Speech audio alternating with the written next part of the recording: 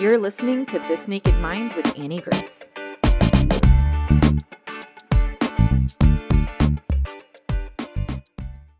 Hi, this is Annie Grace, and welcome to This Naked Mind podcast. And I'm here with Marcus. How are you? I'm good, Annie. I'm good. How are you? Great. I'm doing really good. So thank you so much for joining. And why don't you kind of take me back to the beginning with you? Like, where did your story with alcohol begin?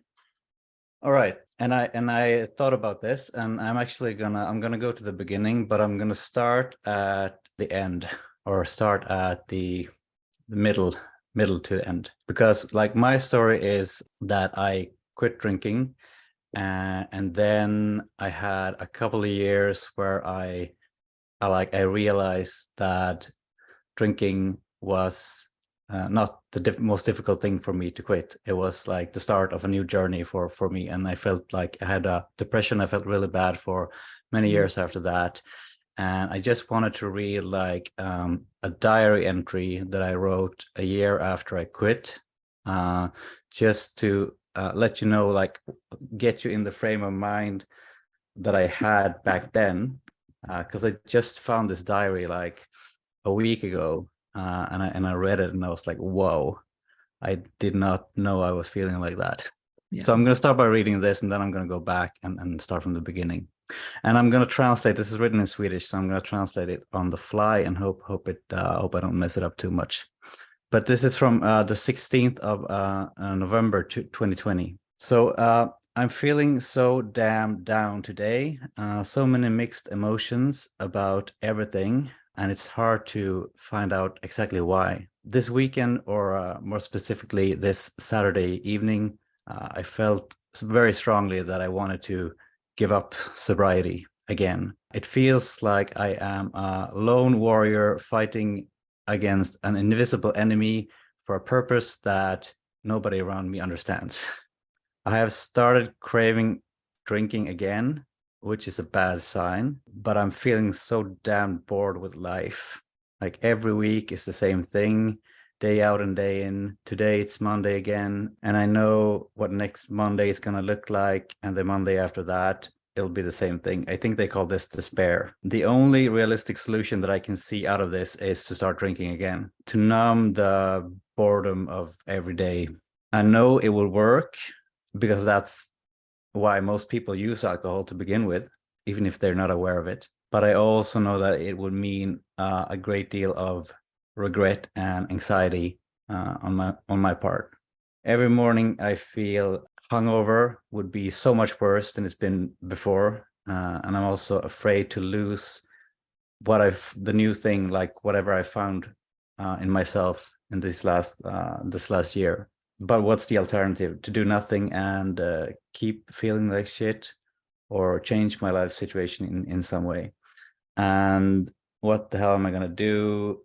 It doesn't make it easier that even my wife thinks that this stop drinking thing might not be a good idea. Mm. And so yeah, that's 1 year after I stopped drinking. So let's come back to that in a while. But my point here is that it is a journey, and I think it can be good for other people to know that it can feel like that, and that it will change eventually. So that was sort of my point of reading all of that.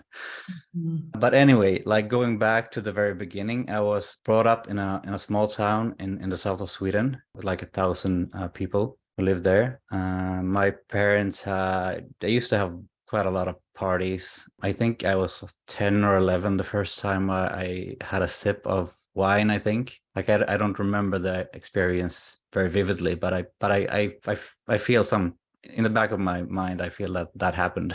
And it was just, for me, it was like connected with so much excitement and fun and party, and like growing up and becoming an adult. That was like everything that I associated with alcohol.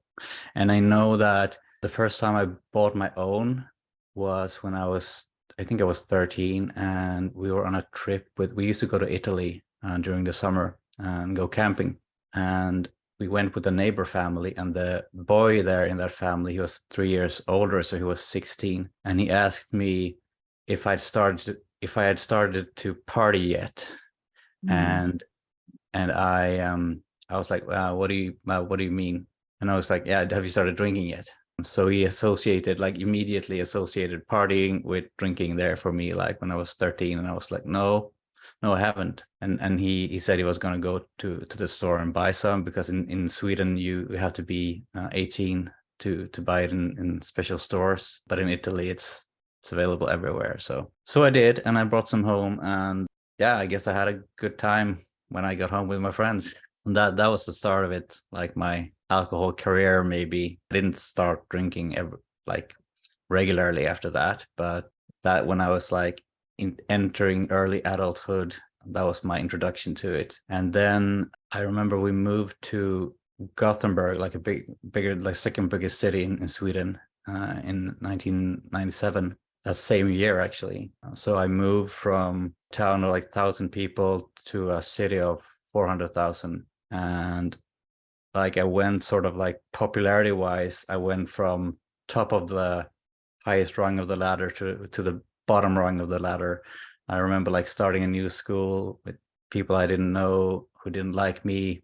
And that was a major like experience and shift in my life, I remember. So that was a big thing that happened. I guess after about a year, I met my best friend back then. His name is Martin. We started drinking beer quite regularly when we were 14, 15 maybe. And in Sweden, you can buy like 3.5% beer in regular stores. So we had places we could go to that would sell it to us. So that's when we started, like maybe age of 15, we started drinking beer almost every weekend, going out to the parks, hanging out with punk rock kids, and just doing what 15-year-olds do, basically. Then I started like senior high school in Sweden. You go to, or upper secondary school, you go between 16 and ages of 16 and 19 or 18, basically. That was sort of a turnaround for me. Like I'd grown into my own skin a little bit more. I got more comfortable, started partying. Like I was out of puberty, and just life felt comfortable and great and awesome.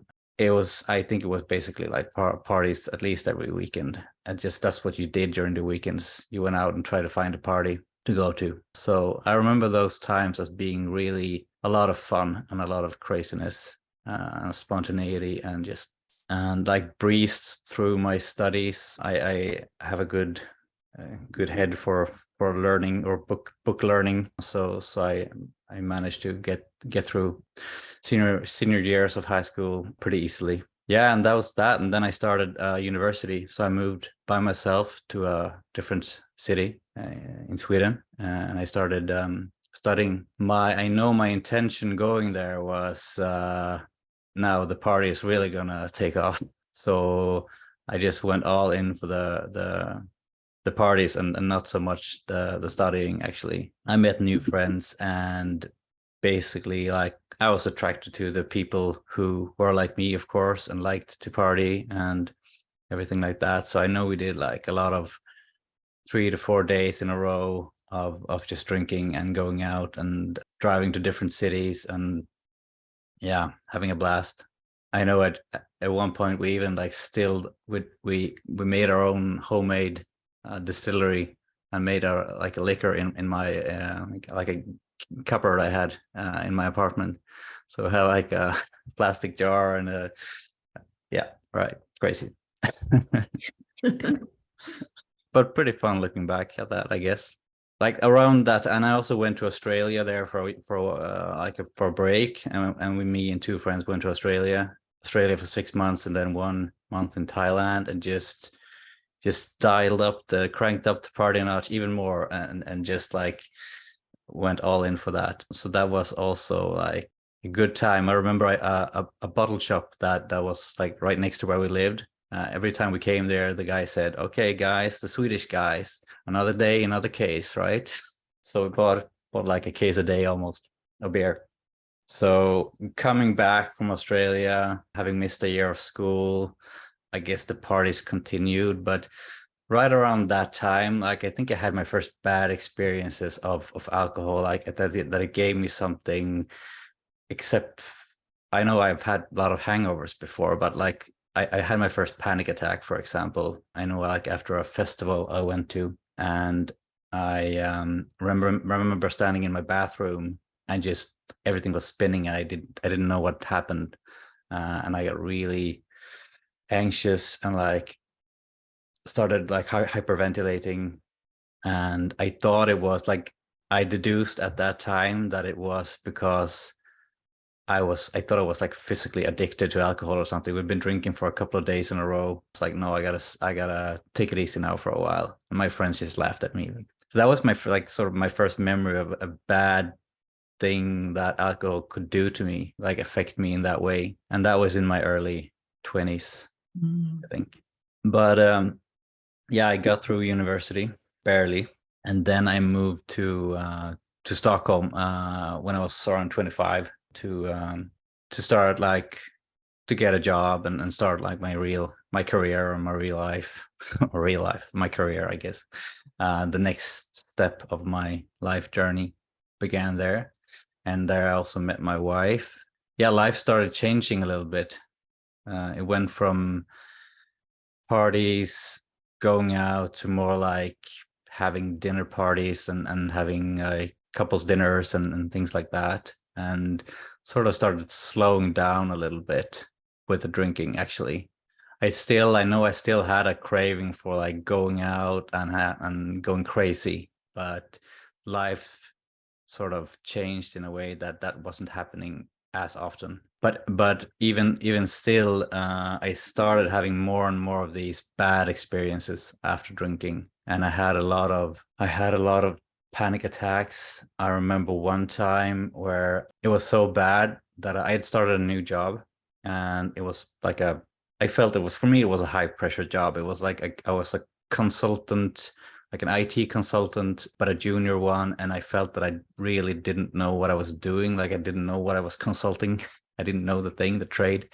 I was just thrown into a place where I was supposed to know everything, and I didn't.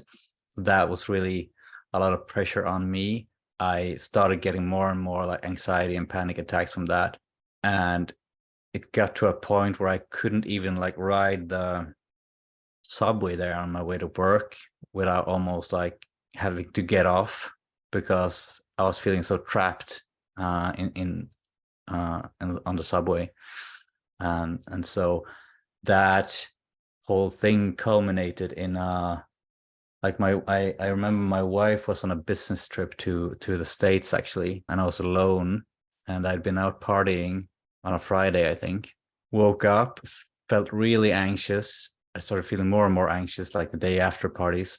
I went to my friend, and like being around other people always helped. So that made me feel better. But then he was having a party at his place like that evening, and I thought like, okay, well, I'll just join them and drink some more, and that will take away the thing for now, and then just like forget about tomorrow. So I did, and then tomorrow came, and tomorrow was, of course, like a really nice, sunny, hot day. And I woke up in his apartment. I was feeling like worse than ever. And we went out took our bikes and went out to like a coffee shop somewhere in Stockholm. And I just really got hit by this massive panic attack that I didn't know what to do. I was just trapped in like a bubble of fear and darkness, and everything just came like crumbling down.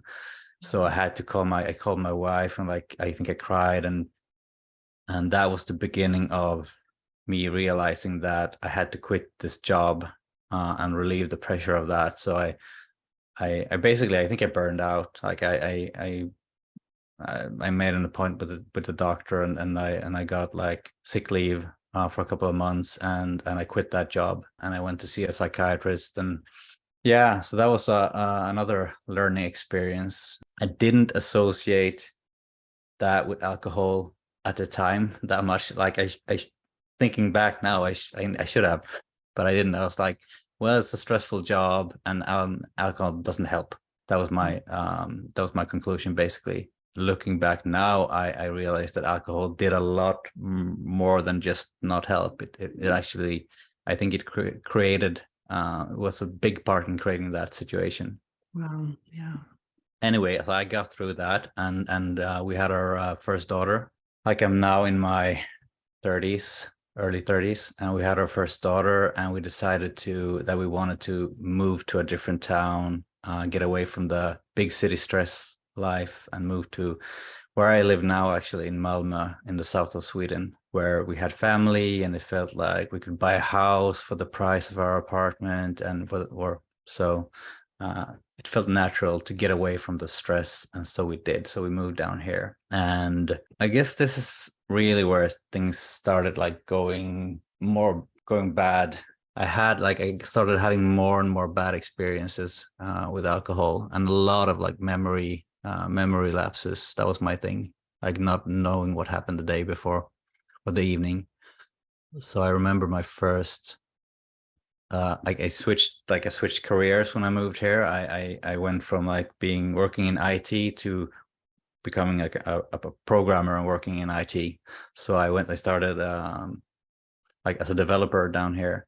And my first job, my first Christmas party at that job, I remember having a lot of fun and then waking up the day after and not knowing what happened like after 9 or 10 o'clock. Yeah, that's especially hard when it's people that you work with, and that was just one of many events where I didn't know what happened. I have this story I tell sometimes about my wedding. We got married in 2019, and like we had like 60 people came to our wedding. We had it at my parents' like country place in the country, big tents and everything, and a beautiful day, and a lot of nice fine speeches, and really good times, good party.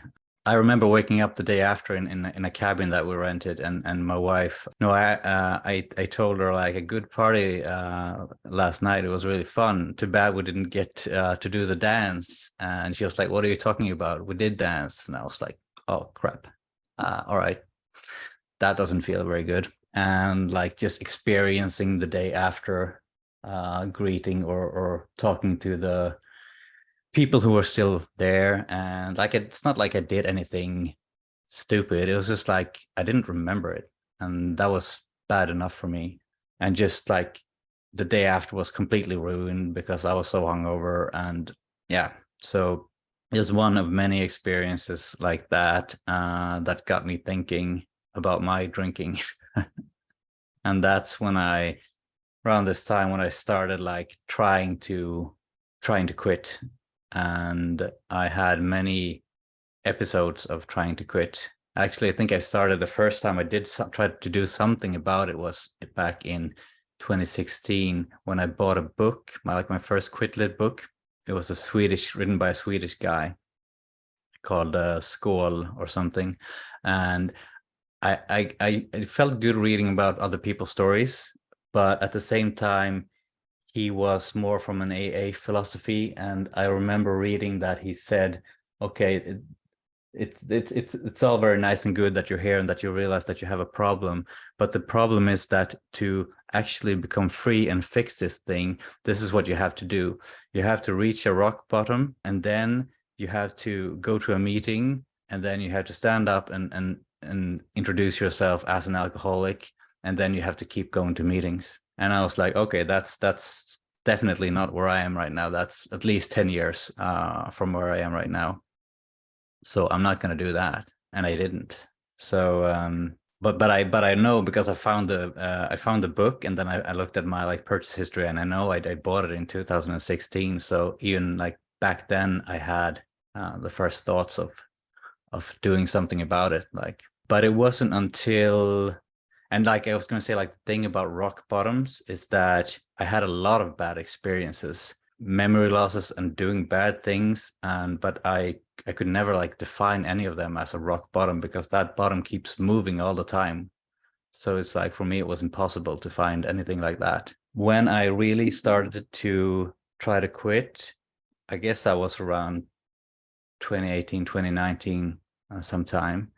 And I know I did a lot of things. I tried moderating. I had an app that counted my drinks that I used for a while.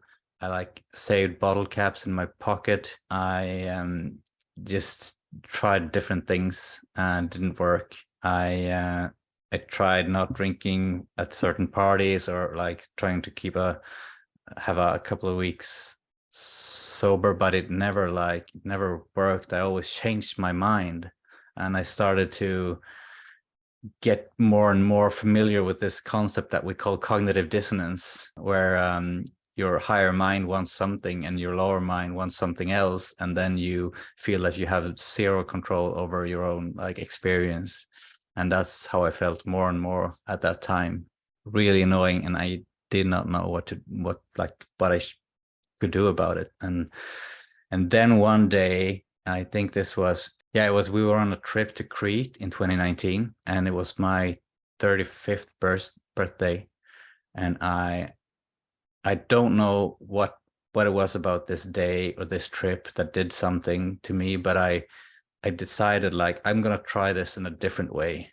I think I was lying at the pool with a beer in the sun, and then I saw a dude at the other side of the pool, and he came back to his family, and he had like two plastic cups of Coke, I think, and he looked so serene, and he looked so like calm and happy, and he wasn't drinking beer, and I was like, maybe I could be that guy. That's what I was thinking. And that's when like I think maybe something clicked to me, because that I think the day after my 35th birthday, I ordered my first quit lit book that I actually liked, and that was The Unexpected Joy of Being Sober by Catherine Gray. And that was like my introduction to how this could be like a wonderful experience, and what I now call like reversed FOMO. Like, what am I missing by not drinking, or by drinking? What am I missing by drinking? And like an introduction to that kind of thinking. And then after that, I read a lot of other quit lit books. I read Unwasted, Kick the Drink, Jason Vale, and Alan Carr. And I kept I kept stopping and then not managing to do it.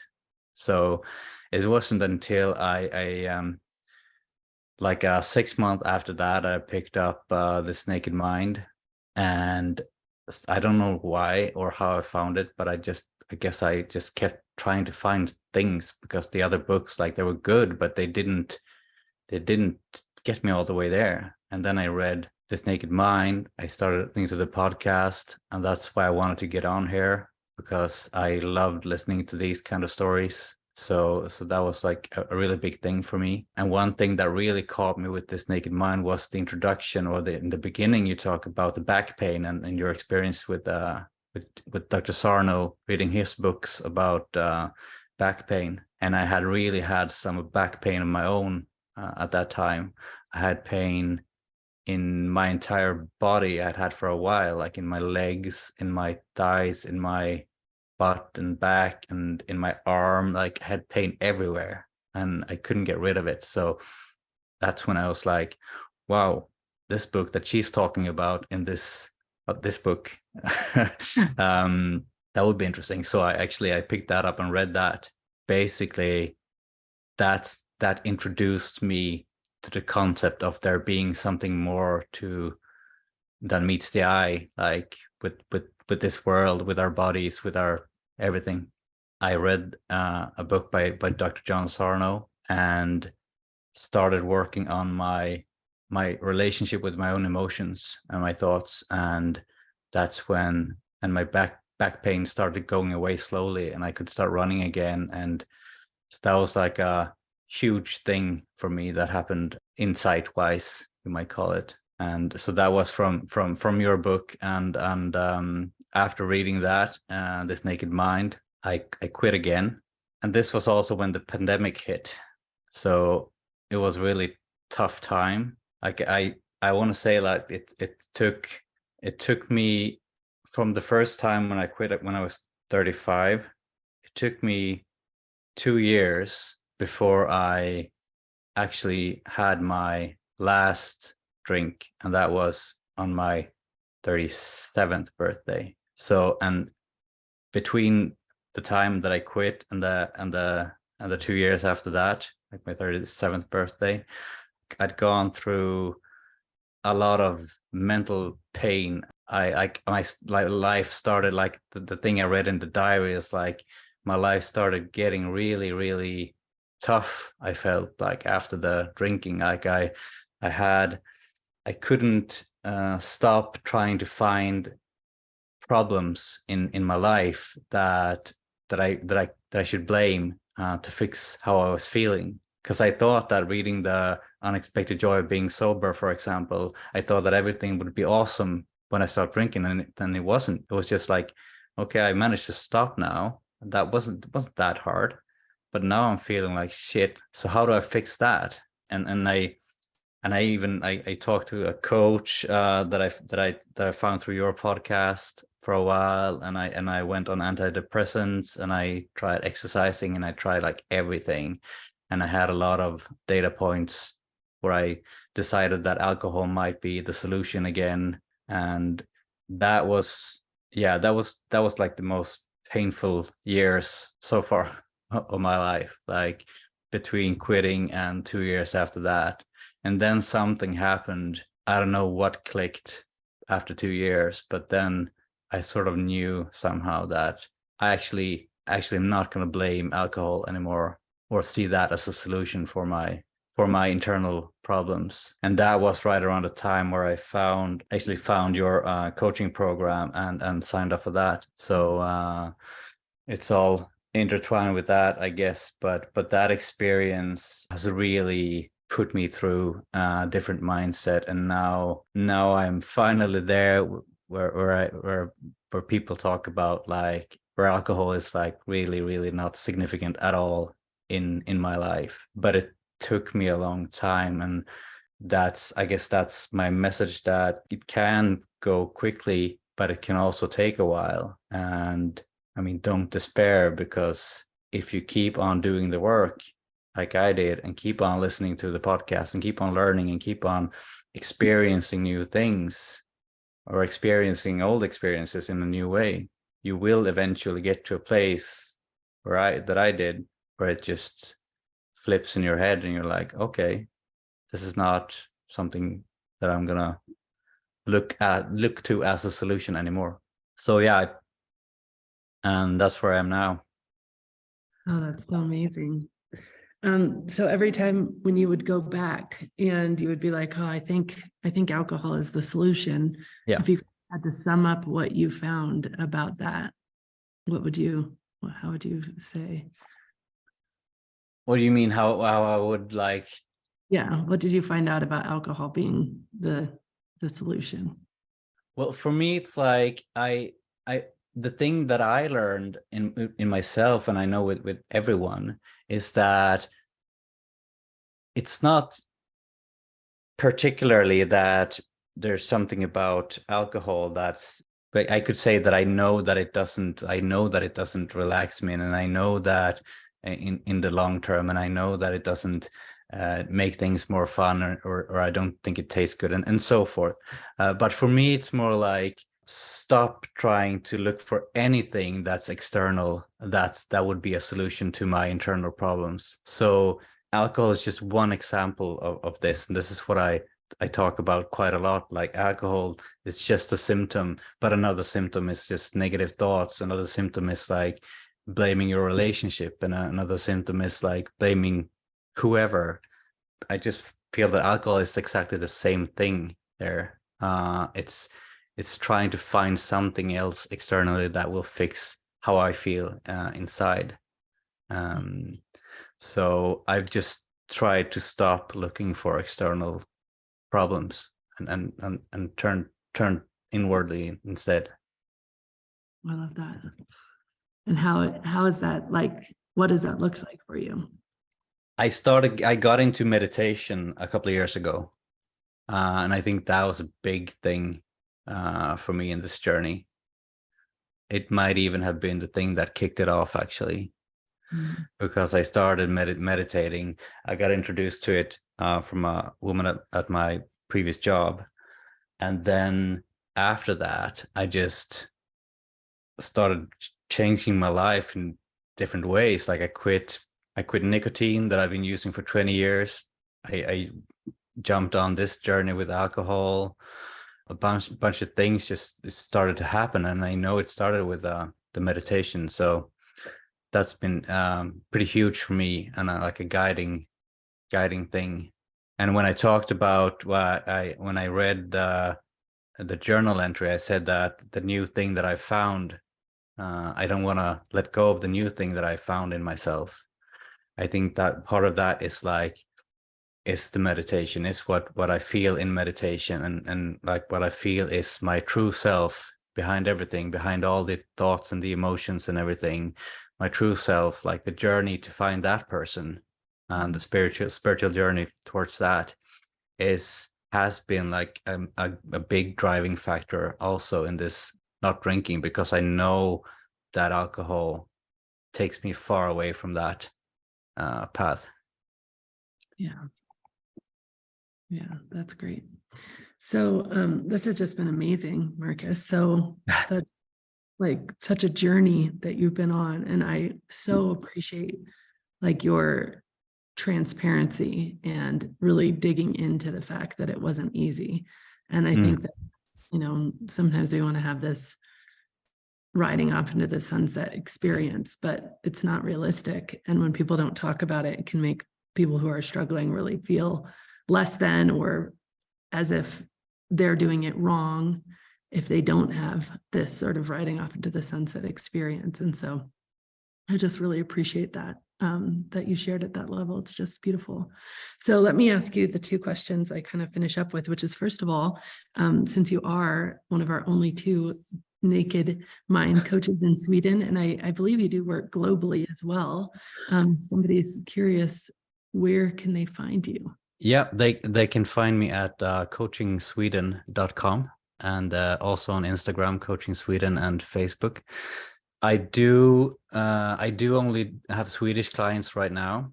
I want to say that, and my website is in Swedish, but I am open to international clients as well. I just haven't gone that path, like actively. Send you a DM perhaps if they really resonated with the story, because obviously your English is brilliant. And but yes, mostly Swedish. So that's just so cool. I love that so much. So let's end with this question. If you were going to go back in time to that journal entry that we started with, and you were going to tell him about what life is like now and what he has to look forward to, what would you tell him? I would say that life is so much more than meets the eye, and that what is standing in your way right now to start that journey towards getting there is alcohol. Stopping drinking is not the end of anything. It's the beginning. It's the very beginning of this journey towards finding out who you really are, and that journey basically almost doesn't have an ending. But to take the first step on that journey, it's going alcohol free is necessary in my mind, to find out like what this thing that we're doing here is really about. So it's like life is, I'm not going to say life is all roses and butterflies, but it's real, it's raw, and it's really interesting. It is really interesting. And when we let go of so much of our comparison or how it should be, what's left is just like really, curiosity towards life. And I think it's interesting because how I recommend people start their alcohol-free journey is with a curiosity towards their relationship with alcohol, like a curiosity towards drinking and a curiosity towards how it actually makes them feel and what it actually does. And I think after we stop drinking and we have to live fully awake in the world, then what is the most peaceful place that I have found is a place of curiosity. What is this emotion? Where did it come from? What is happening right now? Are my thoughts true? Do I need to suffer? all of these points of just kind of curiosity and openness to whatever the experience that comes up is, which is really cool. And it does then become really interesting and so much less pressurized. Yeah, definitely. Whenever you feel that anything is static in your life, that's a warning sign that you're off thinking that something is, because nothing ever is static, and everything is going to change, and everything always changes. So that's, I love that curiosity thing. It also ties in with that. Yeah. Well, this has just been amazing, Marcus. It's so great to get to know you better, and wonderful to have you as representing This Naked Mind as a coach. And trying to bring This Naked Mind to Sweden. I have 10 books of the Swedish translation. I have 5 of your books, and just that's one of my goals, to try to introduce this to Sweden as well. That's just amazing. So great. Well, have a wonderful day, and thank you so much for coming on. Thank you for having me. It's been really fun and awesome. And as I said, this podcast was a big thing for me, that helped me in this journey. So I hope that I could help somebody with this sharing that I did, and pay it forward. Absolutely certain that it did help many people. So awesome. Thank you so much for listening to this episode. If you're ready to see how This Naked Mind can help you on your personal health and wellness journey and want to learn more, go to thisnakedmindpodcast.com to learn what your next best step is. Again, that's thisnakedmindpodcast.com. We have all of our free resources, programs, social links, and more available for you there. Plus, if you have your own naked life story to share, you can submit it there as well. Until next week, stay curious.